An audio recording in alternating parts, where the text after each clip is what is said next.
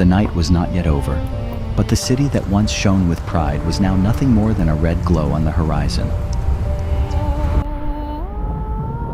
The sky roared with a thunder that could not be ignored.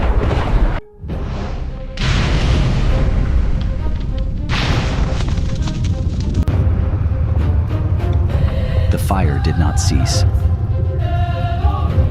Sulfur fell in blazing torrents,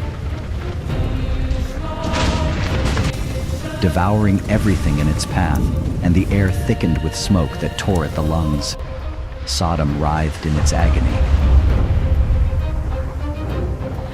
The towers that once reached defiantly toward the heavens collapsed in flames.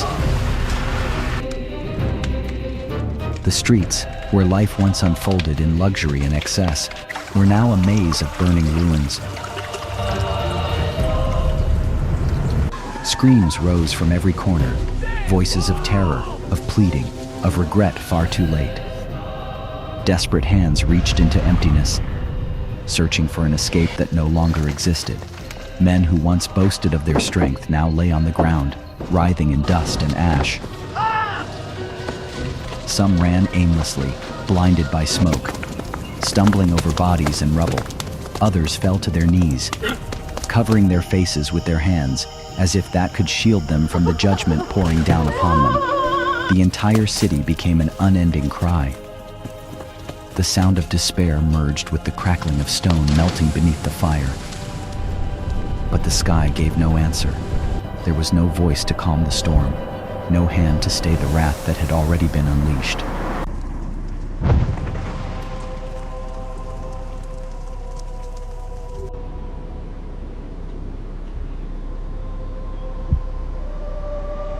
From a distance, Zoar remained silent. The glow of Sodom still burned on the horizon, but the voices were beginning to fade. And when the last flame consumed the last shadow, all that remained was the echo of a lament lost in the wind.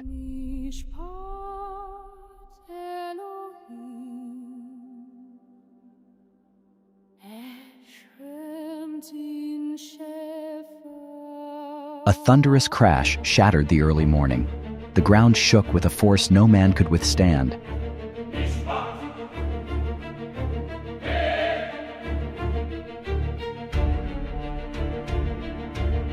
The walls that had protected Sodom for years began to crack, as if struck by the furious blow of an invisible giant. The tallest towers, those that once rose defiantly into the sky, began to tilt. Beams gave way, stones crumbled, and the air filled with the whistling rush of debris cascading to the ground.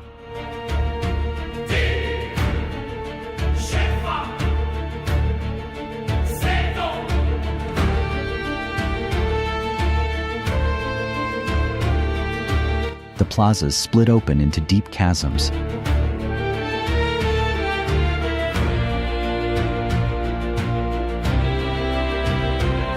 The roads that once led to markets and palaces became gaping abysses that devoured everything in their path.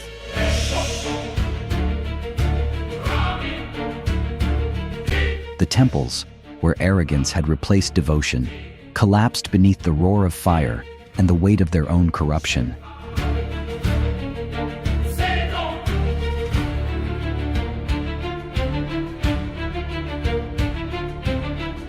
From Zoar, Lot felt the tremor beneath his feet.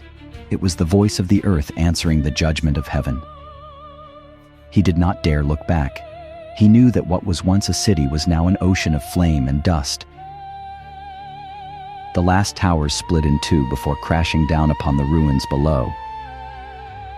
One after another, without exception, until the horizon was stripped bare, shrouded in thick smoke, red as blood.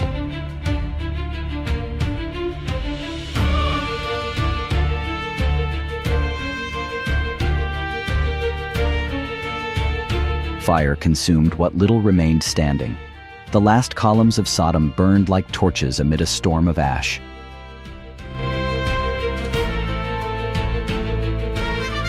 A reddish glow lit the valley with an otherworldly brilliance, while thick spirals of smoke rose, darkening the dawn. The streets that once pulsed with music and feasts were now rivers of molten ruin, where the heat devoured everything. Walls melted, doors turned to charcoal,